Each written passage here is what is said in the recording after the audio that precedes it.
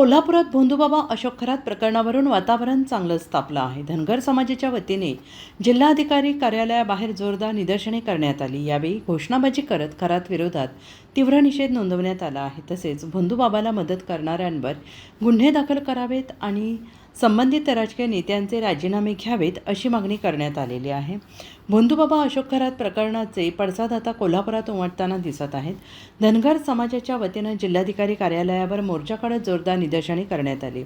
आंदोलनकर्त्यांनी घोषणाबाजी करत खरात विरोधात तीव्र संताप व्यक्त केला. यावेळी भोंदूबाबाला मदत करणाऱ्या सगळ्यांवर गुन्हे दाखल करण्याची मागणी करण्यात आली. तसेच या प्रकरणाशी संबंधित राजकीय नेत्यांचे तात्काळ राजीनामे घ्यावेत असे निवेदन प्रशासनाला देण्यात आले. दरम्यान महाराष्ट्रातील कोणत्याही वकिलांनी अशोक खरातचे वकीलपत्र घेऊ नये असे आवाहन आंदोलनकर्त्यांनी केले आहे. कारवाई झाली नाही तर उग्र आंदोलन छेडण्याचा इशारा यावेळेस देण्यात आला आहे.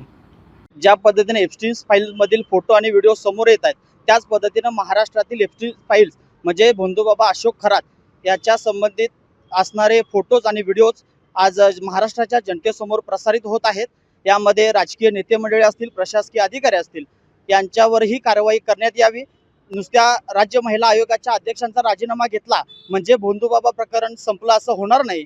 यामध्ये सर्व दोषी असणाऱ्यांच्यावरती कारवाई करावी. त्याचबरोबर आम्ही या माध्यमातून या निवेदनाच्या माध्यमातून महाराष्ट्र बार असोसिएशनला सुद्धा विनंती करत आहोत की या भोंदूबाबा अशोक खरातचं वकीलपत्र इथून पुढच्या काळामध्ये कुठल्याही वकिलांनी घेऊ नये. त्याचबरोबर त्याला जास्तीत जास्त व कडक त्याच्यावरती कारवाई व्हावी यासाठी सर्वांनी सहकार्य करावे अशी विनंती आज आम्ही सकल धनगर समाजाच्या वतीने निवेदनाच्या माध्यमातून माननीय जिल्हाधिकाऱ्यांना केलेली आहे.